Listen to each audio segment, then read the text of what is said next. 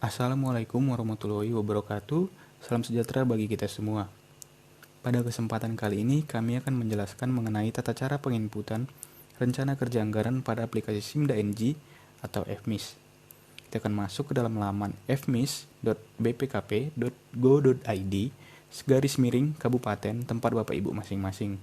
Namun pada kali ini kami menggunakan laman simulasi FMIS untuk contoh. Setelah masuk ke laman beranda FMIS nanti, kita akan masuk dengan menggunakan user dan password OPD masing-masing yang sudah dibagikan. Seperti, kita akan klik masuk di sebelah kanan atas ini, lalu isikan nama akun pengguna dan password milik Bapak Ibu masing-masing. Lalu kita klik masuk. Setelah berhasil masuk,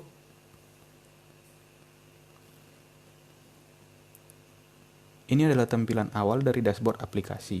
Untuk melakukan penginputan anggaran, kita akan klik perencanaan tahunan, lalu klik perencana OPD, lalu kita akan klik renja murni.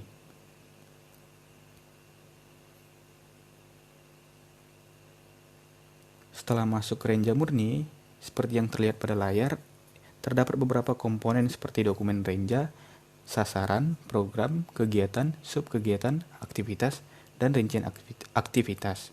Nah, untuk melakukan input anggaran, kita langsung shift saja menu dokumen renja dan sasaran, karena dokumen renja dan sasaran ini merupakan tarikan dari sistem dan ini merupakan data dummy.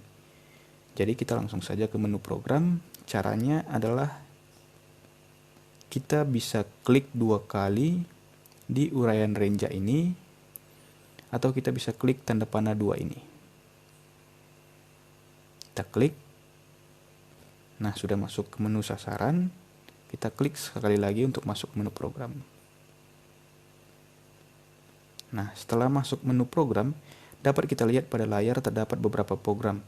Nah, program-program ini merupakan program yang telah sesuai dengan Kepmen 50. Ini merupakan program yang mungkin akan dilaksanakan oleh OPD terkait. Bagi Bapak Ibu yang pada RKA-nya terdapat program yang tidak akan dilaksanakan pada tahun ini, maka Bapak Ibu harus membatalkan program tersebut dengan cara kita klik tanda panah ke bawah di sebelah aksi ini. Kemudian kita pilih ubah program.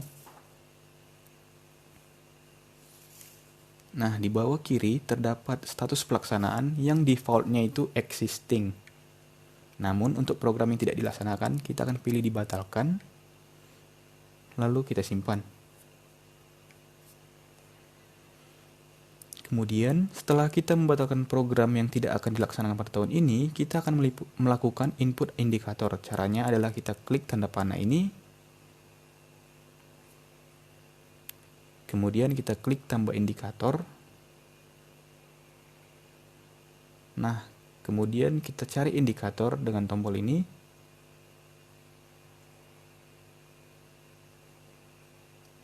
Lalu kita pilih indikator yang dimaksud yang sesuai dengan RKA, seperti nomor 1 ini misalnya, kita klik.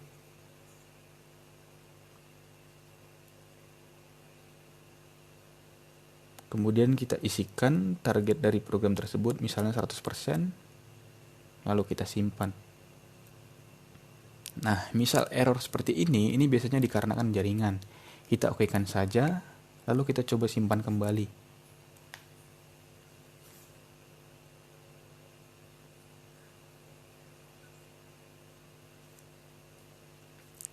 Nah, setelah Bapak Ibu telah melakukan input untuk indikator program, maka kita akan masuk ke menu kegiatan.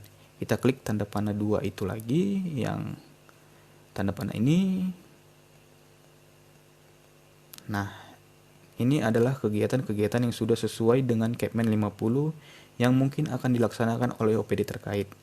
Nah, untuk kegiatan-kegiatan yang tidak akan dilaksanakan pada tahun ini, maka Bapak Ibu harus melakukan pembatalan kegiatan. Caranya sama seperti tadi. Kita klik tanda panah di sebelah aksi ini, kemudian kita klik ubah kegiatan, lalu statusnya kita rubah menjadi dibatalkan, lalu kita simpan. Nah, setelah kita melakukan pembatalan untuk kegiatan yang tidak dilaksanakan, kita akan melakukan pemasukan indikator kegiatan. Caranya sama, kita klik tanda panah berwarna biru pada ini, kemudian kita klik tambah indikator, lalu kita cari indikator yang dimaksud. Kemudian kita pilih indikator, misal indikatornya adalah yang nomor 2 ini, lalu kita klik tanda panah 2 ini. Kita isikan targetnya, misal 100%, lalu kita simpan.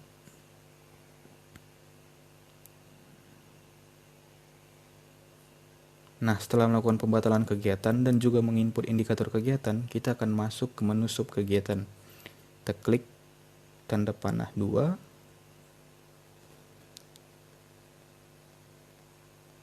Kemudian sama seperti tahap program dan kegiatan tadi, sebelum kita menginputkan indikator, kita akan melakukan pembatalan pada sub kegiatan yang tidak dilaksanakan. Kemudian kita akan input indikatornya. Kemudian setelah Bapak Ibu membatalkan sub kegiatan yang tidak dilaksanakan dan telah melakukan input indikator untuk kegiatannya, kita jangan langsung masuk ke menu aktivitas. Kita masukkan terlebih dahulu pagu untuk sub kegiatannya. Caranya adalah kita klik tanda panah di sebelah aksi, lalu kita klik ubah sub kegiatan, lalu kita isikan pagunya. Nah, untuk pengisian pagu secara manual hanya ada pada menu sub kegiatan ini. Jadi untuk kegiatan program dan lainnya, pagunya nanti akan secara otomatis terjumlah berdasarkan dengan rincian anggaran yang akan diinputkan nanti. Di sini kita fokus kepada kolom pagu ini saja, misalnya kita isi 8 juta. Pagu ini merujuk kepada pagu untuk tahun ini, jadi kita fokus ke kolom pagu ini saja. Kita misalkan 8 juta, lalu kita simpan. Setelah pagunya terisi, kemudian kita langsung masuk ke aktivitas. Kita klik tanda panah 2 seperti biasa. Nah, sudah masuk. Nah, di aktivitas ini Bapak Ibu akan melakukan input untuk aktivitas yang akan dilaksanakan. Caranya kita klik tambah aktivitas. Nah, pada kolom uraian aktivitas ini Bapak Ibu dapat mengisikan uraiannya sesuai dengan nama sub kegiatan, atau Bapak Ibu juga dapat mengisikannya dengan nama kelurahan atau kecamatan atau bagian pada sekretariat daerah ataupun biro. Nah, di sini saya memisalkan menggunakan nama sub kegiatannya. Kemudian kita pilih sub unitnya, misal kita pilih Badan Pengelolaan Keuangan Daerah. Di sini terdapat 2 kolom sumber dana. Bapak Ibu jika memiliki 2 sumber dana, maka wajib mengisi 2 sumber dana tersebut. Di sini saya misalkan sumber dana hanya 1. Misal dari sumber dananya berasal dari DAU, maka kita cari DAU. Kita pilih. Kemudian setelah memasukkan sumber dana, kita akan memilih satuan atau keluaran pada aktivitas atau sub kegiatan. Misal, pada aktivitas ini keluarannya adalah dokumen, maka kita akan cari dokumen. Kita ketik, kemudian kita enter, ketemu dokumen, kita pilih, kemudian kita akan langsung simpan.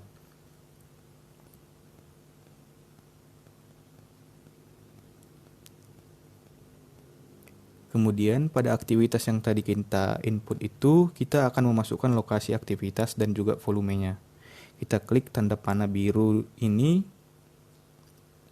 kemudian kita klik tambah lokasi.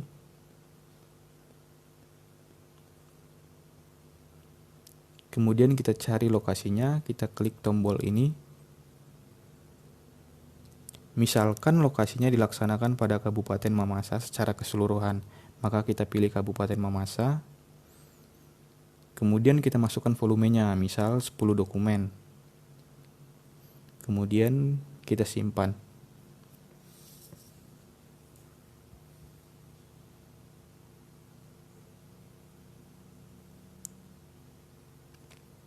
Nah, selanjutnya kita akan masuk ke menu rincian aktivitas. Kita klik tanda panah ganda ini lagi.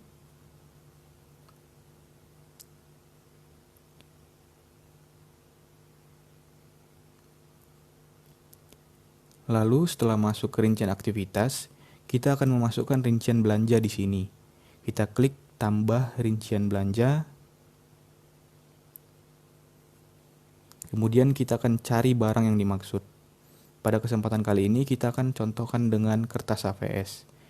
Kita klik tombol cari, kita ketik saja kertas HVS, kemudian kita enter, lalu Bapak Ibu pilihkan kertas HVS yang sesuai harganya dengan yang tercatat pada RKA. Misal kita pilih ini.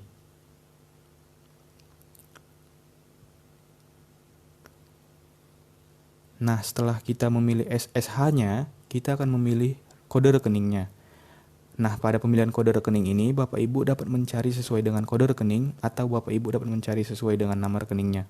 Misal, kita cari dengan nama rekeningnya adalah belanja alat tulis, kita ketik saja alat tulis, enter, kemudian kita pilih rekening yang sesuai.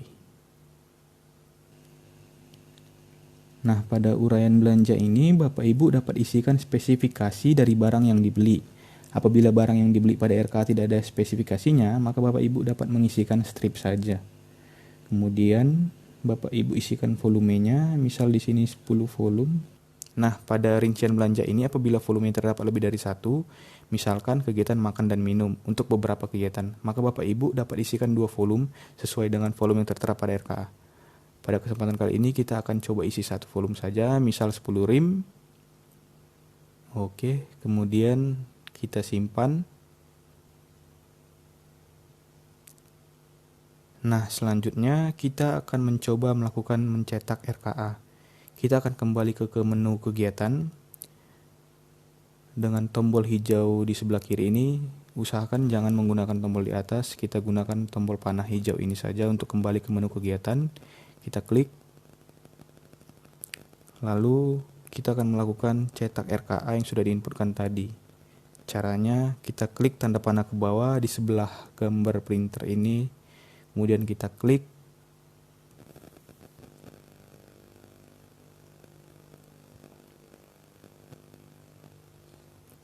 kita download filenya,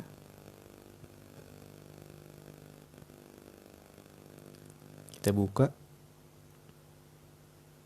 Nah, ini adalah hasil dari cetakan RKA yang sudah kita masukkan tadi. Seperti yang dapat Bapak Ibu lihat, di sini sudah ada beberapa barang yang tadi kita masukkan. Terdapat juga indikator-indikator dari berbagai program dan kegiatan yang tadi dimasukkan. Misalnya ini ada pelubang kertas dengan spesifikasi dapat Bapak Ibu lihat. Nah, ini adalah kertas HVS yang tadi kita masukkan dengan spesifikasinya strip. Terdapat juga rincian perhitungannya. Nah, baik. Demikian adalah tutorial tata cara penginputan RKA. Terima kasih atas perhatian Bapak Ibu sekalian. Tetap sehat dan tetap semangat.